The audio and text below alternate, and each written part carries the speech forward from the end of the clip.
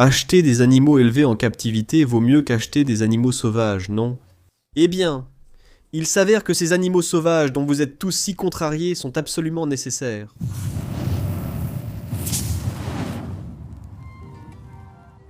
C'est un débat aussi vieux que le monde, mais il semble qu'aujourd'hui c'est un sujet encore plus brûlant. Et je veux que ce soit une discussion. Donc j'ai mon point de vue, ma position. Je veux l'exprimer clairement, mais aussi entendre votre avis dans les commentaires. Et si on pouvait le faire sans les attaques à la Reddit, sans mensonges ni inventions, ce serait parfait. Je dis ça parce que quelqu'un m'a envoyé ce fil Reddit ici, où on raconte que j'ai recueilli plein d'animaux sauvages capturés illégalement en Indonésie, expédiés ici, puis que je les ai tués pour flatter mon propre ego. En réalité, la vidéo parle d'animaux nés en captivité qui ont été envoyés ici et qui sont arrivés avec le nidovirus, une maladie incurable et très contagieuse. J'ai donc dû euthanasier les animaux, donc rien à voir avec ce qui énerve les gens. Je voulais évoquer la différence entre animaux sauvages capturés et nés en captivité, car je pense que les sauvages restent essentiels à la passion, même aujourd'hui, et je veux expliquer pourquoi. Et d'ailleurs, si tu critiques quoi que ce soit que je fais sur la chaîne, franchement, ça me va. La plupart des choses que je fais aujourd'hui, c'est parce que je les faisais mal au début et que quelqu'un me l'a fait remarquer. Donc je suis content de m'améliorer. Mais réfléchis-y. Beaucoup d'entre nous ont commencé à garder des animaux ou des reptiles après avoir attrapé un crapaud ou une couleuvre dans le jardin, puis l'avoir gardé dans une boîte sous le lit ou dans le garage. C'est du braconnage. Beaucoup de gens s'énervent, et ils disent ça tout le temps. Ils utilisent le mot braconnage, comme s'il n'avait aucun sens, mais il en a beaucoup. Le braconnage diffère nettement de la collecte légale. Alors, quand on m'accuse d'avoir braconné ces animaux, c'est très grave. En fait, je pense que les braconniers sont la lie de la terre et méritent d'être arrêtés et enterrés sous la prison. Parce que le braconnage et la collecte légale dans la nature sont aussi différents que faire ses courses et voler dans un magasin. Quand vous faites vos courses, vous entrez dans la station-service. Vous prenez votre coca, peu importe, vous allez à la caisse, vous le payez et vous sortez. Donc ce qui s'est passé, c'est que vous êtes entré dans le magasin sans coca, et vous en êtes ressorti avec un coca. Le vol à l'étalage, c'est quand vous entrez dans ce magasin, prenez le coca, contournez la légalité, c'est-à-dire le fait de le payer, d'attendre votre tour à la caisse, de leur donner de l'argent, de recevoir votre monnaie, tout ça, puis de sortir. Au final, pour un observateur extérieur ne sachant pas ce qui s'est passé en magasin, cela semble pareil. Quand on collecte légalement des animaux, il faut respecter des quotas encadrés. Souvent, une licence était nécessaire.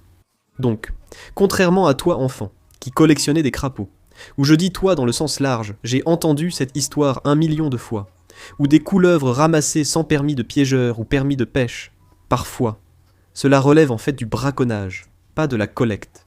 Donc, cette chose que tu détestes tant, tu la faisais quand tu étais enfant, et par toi, je veux dire que je l'ai fait aussi. Je ne savais pas mieux. Tu ne savais pas mieux non plus, mais c'est ça, la grande différence, non? Non, je n'ai jamais sorti d'animal braconné de la nature. Je ne ferai jamais ça. Y a-t-il des affaires louches ailleurs? On en parle dans un instant. Mais le braconnage et la collecte sont très, très différents. Et il est très important que tu connaisses la différence. Alors, quel est l'intérêt, du coup? Même si c'est collecté légalement, tu les retires de la nature, là où ils appartiennent. D'accord, je suis d'accord avec ça. Je pense qu'il y a du vrai dans ce que tu dis. Comment pourrais-je vraiment réfuter ça?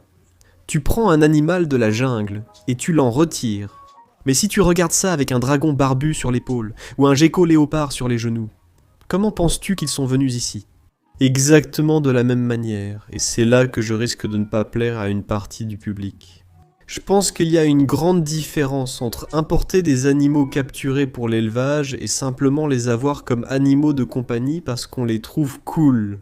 Maintenant, ce n'est pas forcément mal, mais je ne ferai jamais ça. Personnellement, je n'importerai jamais un animal juste parce que je le trouve cool et que j'ai envie de l'avoir.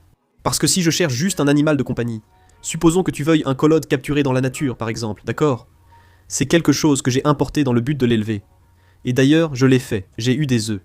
Ils ont mal tourné, mais on essaie toujours. Si je voulais juste un animal de compagnie, je prendrais un collode né en captivité, probablement plus joli et plus facile à trouver que les sauvages. Oui, ils sont beaucoup plus chers, genre 10 fois le prix, même plus, 20 fois le prix. Avec tout l'argent dépensé pour le vermifuge et autres, acheter un collode à plusieurs centaines de dollars coûte moins cher qu'un collode Versacolor à 25 $. À mon avis, Si un animal ferait un bon animal de compagnie mais qu'il n'est pas présent en captivité ici, alors on a simplement des gens qui découvrent qu'il est vraiment cool. La seule façon d'en obtenir un est d'en prélever dans la nature. Pour éviter cela, la meilleure solution est que des éleveurs reproduisent ces animaux. Rassembler des groupes de ces animaux, comme les collodes versicolores que j'ai apportés en octobre, puis les faire se reproduire et permettre aux gens d'acheter des animaux nés en captivité, qui vont bien s'adapter, avoir moins de problèmes, pas de parasites, et qui n'auront pas besoin d'aller chez le vétérinaire tout de suite pour s'assurer qu'ils survivent. C'est ce qu'on essaie de faire. Les animaux de compagnie proviennent tous à l'origine d'animaux capturés dans la nature, même si cela semble oublié aujourd'hui. La lignée que vous avez vient d'un animal capturé dans la nature. Et les animaux capturés dans la nature, cela réduit le stress dans la nature. J'entends souvent ça ici, surtout sur ce fil Reddit. Que faire? Élever les animaux et les relâcher? Non. Je comprends pourquoi vous pensez que ce serait la solution. Mais ce n'est pas le cas. La façon dont l'élevage en captivité aide à la conservation, c'est que si vous avez ces animaux disponibles aux États-Unis, au Canada, en Europe ou peu importe où vous êtes, disponibles à la vente, vous pouvez les acheter chez Weekend's Wicked Reptiles et les recevoir chez vous, plutôt que d'avoir besoin d'en prélever davantage dans la nature. Par exemple, les pitons royaux. Si vous avez acheté un python royal dans l'une des grandes animaleries, disons en 2000 ou avant, il y a de fortes chances que ce soit un python royal prélevé dans la nature et importé d'Afrique. Si vous achetez un python royal lors d'une exposition de reptiles pour un tiers du prix d'une grande animalerie, c'est parce que, comme le dit la chaîne, il ne faut pas en acheter en animalerie. Vous paierez trop cher pour un animal en mauvaise santé, comparé à un grand éleveur canadien comme Mutation Création. C'est moins intéressant.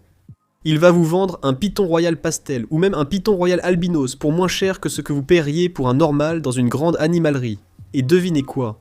Son animal, ainsi que tous les animaux que vous voyez sur les tables lors de ces expositions, ont été élevés en captivité, ce qui signifie qu'il y a moins de stress, parce qu'il n'y a plus d'intérêt pour les gens à importer des pythons royaux. Est-ce que ça arrive encore? Oui, mais beaucoup moins qu'avant. C'est la même chose avec les geckos léopards ou avec les dragons barbus, surtout. Maintenant, c'est un peu différent parce que, vous savez, l'Australie a interdit l'exportation d'animaux en 1970. Mais même ainsi, prenons par exemple les geckos à crête. Les geckos à crête sont un bon exemple. Jusqu'en 1994, on les croyait éteints, et on ignorait qu'on pouvait les voir dans la nature ou les garder comme animaux de compagnie. C'était en 1994, d'accord. En 2014, je vais vous donner un chiffre. Il y en avait tellement dans les expositions de reptiles que les gens se plaignaient parce qu'il y en avait trop. Et ça, seulement 20 ans plus tard. Mais ce que ça veut dire, c'est que personne ne va en Nouvelle-Calédonie pour attraper des geckos à crête dans les arbres. Ils les prennent simplement en captivité parce que c'est beaucoup moins cher que de les importer. C'est ce qu'on essaye de faire. Et c'est pourquoi il est important que les animaux prélevés dans la nature soient confiés aux bonnes personnes. Donc non, cette vidéo ne dit pas que tout le monde devrait aller chercher un animal sauvage s'il en veut un. Je ne dis pas ça.